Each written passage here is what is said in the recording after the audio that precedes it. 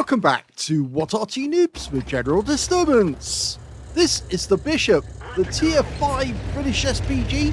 It's located on the north spawn of Siegfried Line Encounter, and this one is under the command of hossballs. Well, he's gone straight to the tree, knocked it down, but he's not going to stay there. I think he's moving off to get a better firing position. He's landed in a Tier 6 game with Tier 4 tanks in it, so he's middle tier, and he's ready with his 4.5-inch howitzer to deal some damage to the enemy. Okay. There you go.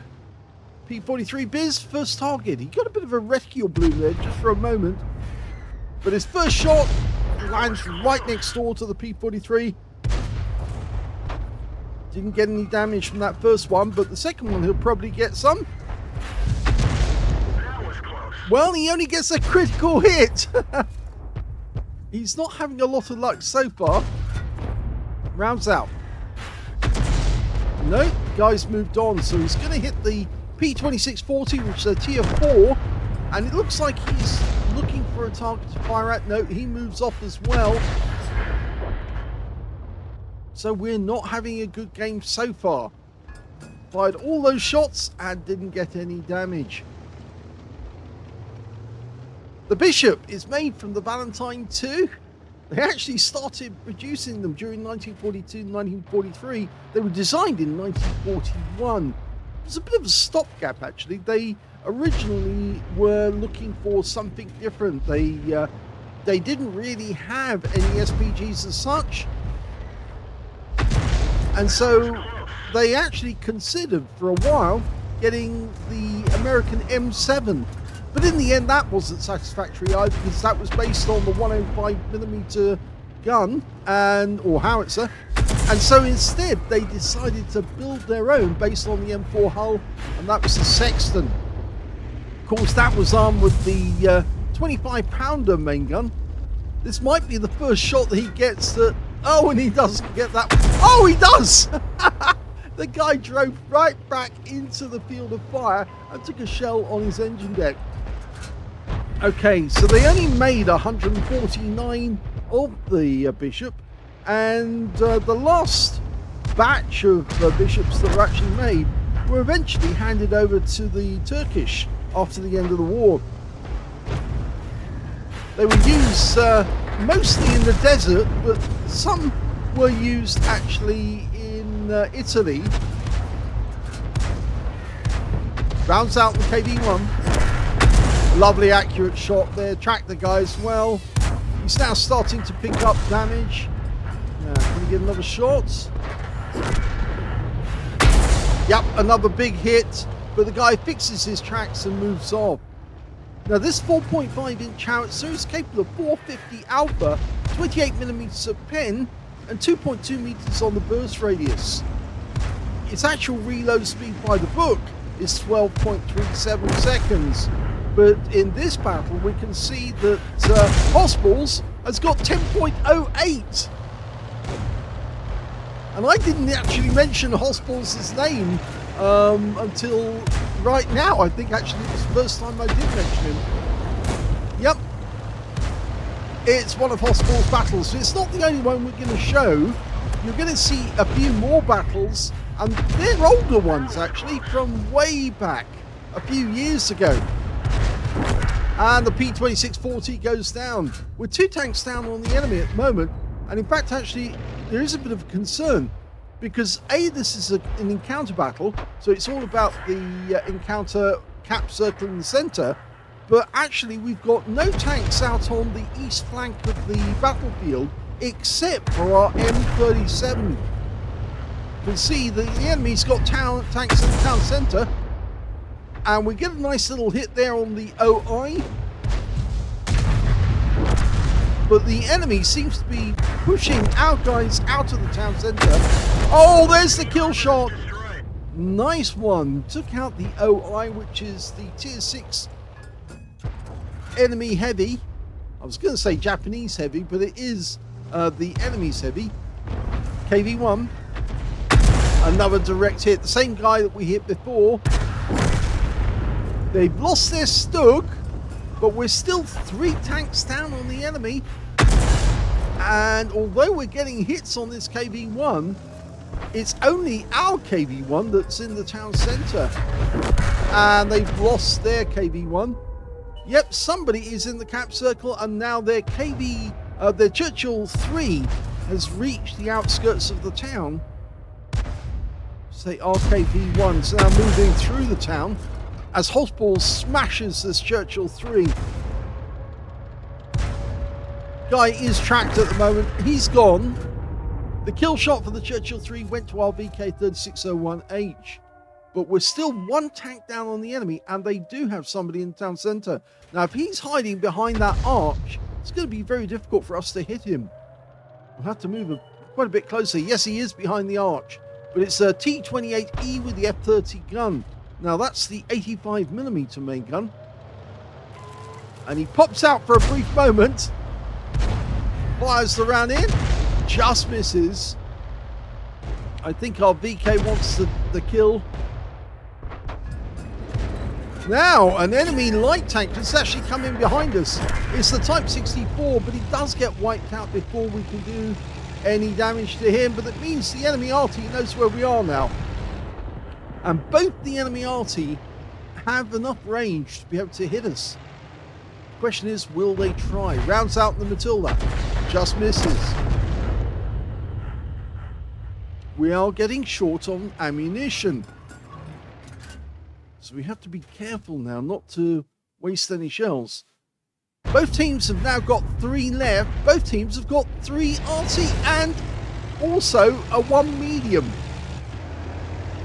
Now our medium tank is a T3485M, which is good because it is a tier 6 premium. On the enemy team, they've got a Matilda, tier 4. So obviously less powerful than the T34. But we don't know the state of the Matilda. The Matilda's got 2 kills, even though he hasn't got a very good win rate. Very poor win rate, actually. hossballs is going very defensive. He's obviously doing his little thing where he stays in the aim view and just adjusts himself accordingly. Well, we can see the Matilda's going to take a few hits to take down. The M37 just fired at him, and I hope he pulls back because otherwise he's going to go down very quickly. In fact, he is losing hit points.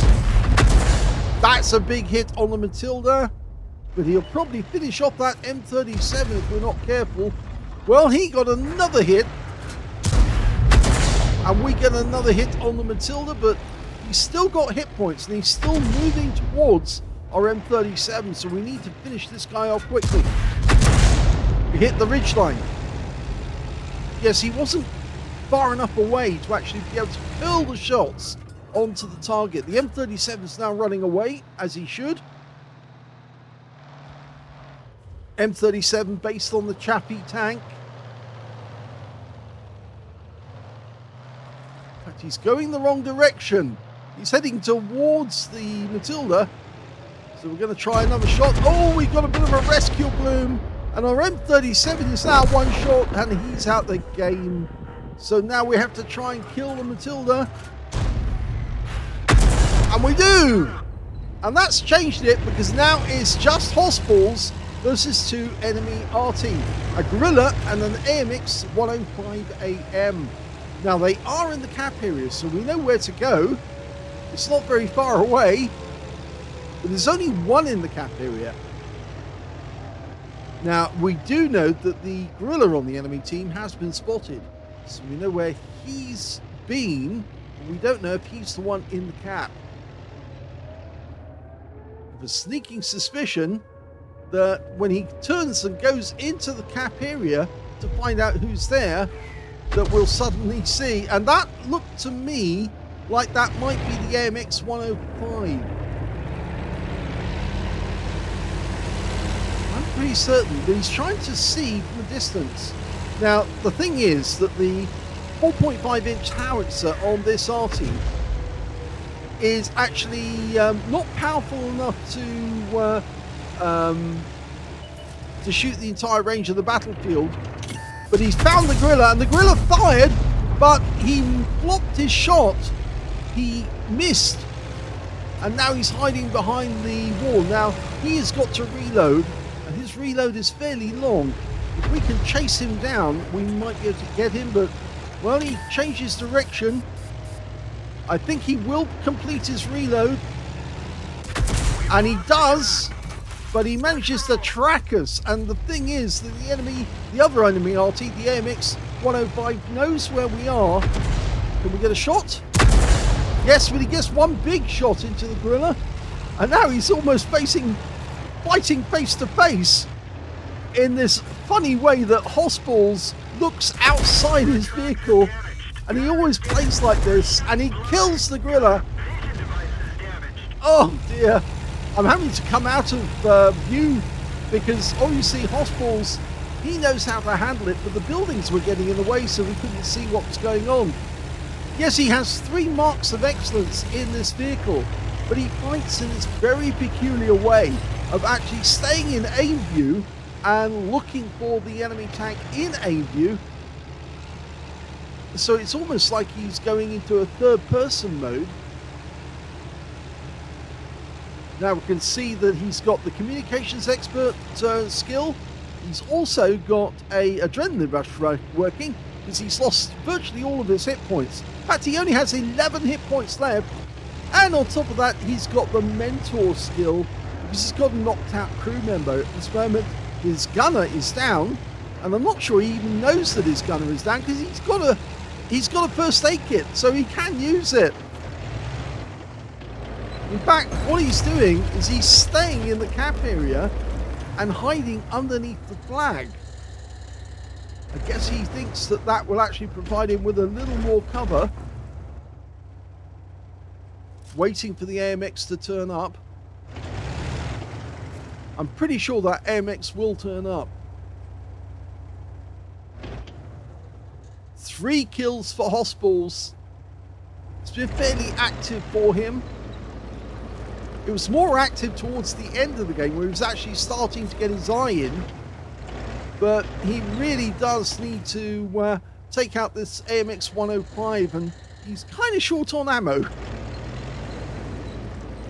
Now that guy could turn up from any direction, and in this strange way that he aims, that he looks around whilst in aim view, that guy could turn up at any moment. And if he's not looking in the right direction, he could have trouble. And he has turned up. And hossballs is now having to turn his vehicle around, which is very strange, or come out of aim view.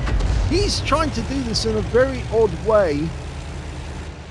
But we'll go back into aim view now because, of course, he's managed to flip the aim around.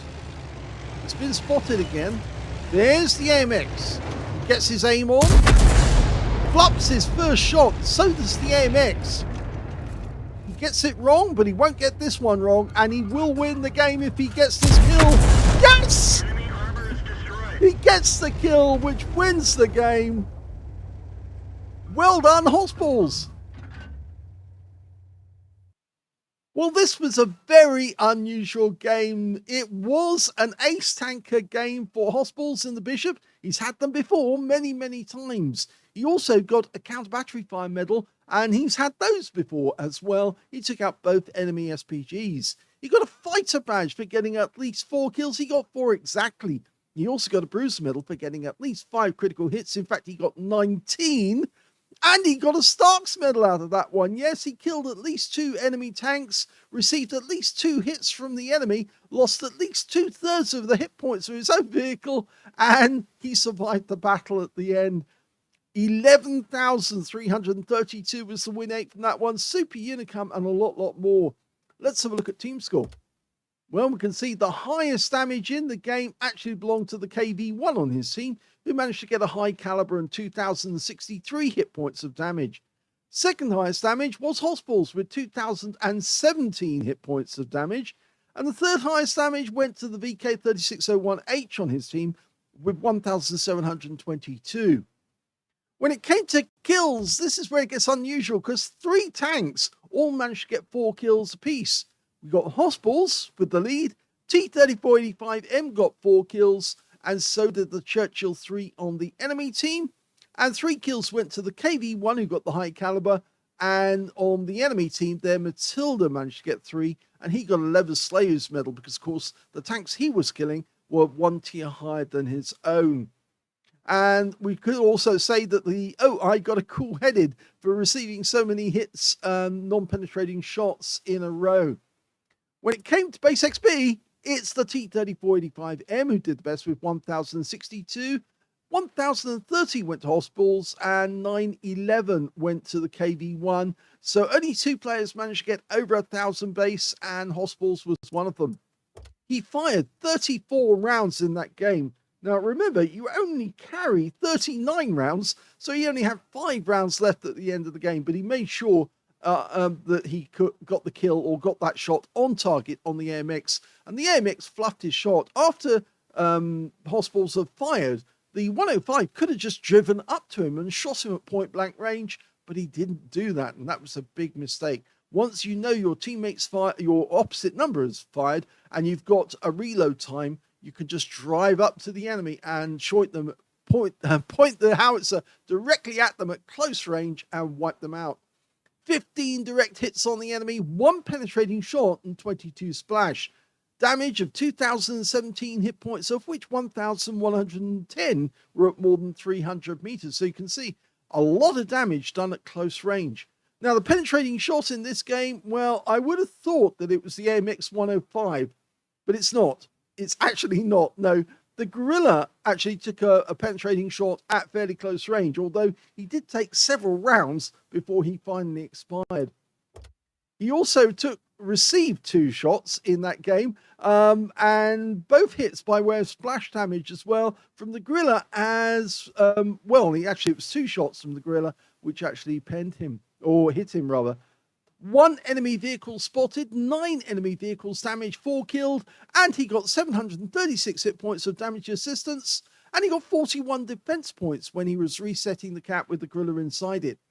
On a free-to-play account, he made 16,541 credits, and he also took away 1,030 base XP, so he says a crazy scrap on Siegfried Line. It certainly was, and in that weird way that hossballs aims, which is so difficult for other people to replicate. It really is difficult, because you have to be 3D aware. You have to be aware of your situational awareness, to know where the enemy are so that you can actually turn towards them, because of course you're aiming using the battle assistant rather than using the standard method that most other people use. So very well played by hossballs. I hope you enjoyed that replay. As I say, we've got more replays featuring hossballs, but some of these are even before the HD game came into being, so they're going to be rather interesting ones to watch, I think. Hope you enjoyed it. If you did, please give it a like. Do subscribe to our channel. Leave a little comment down below because it feeds the algorithm. And thank you for watching.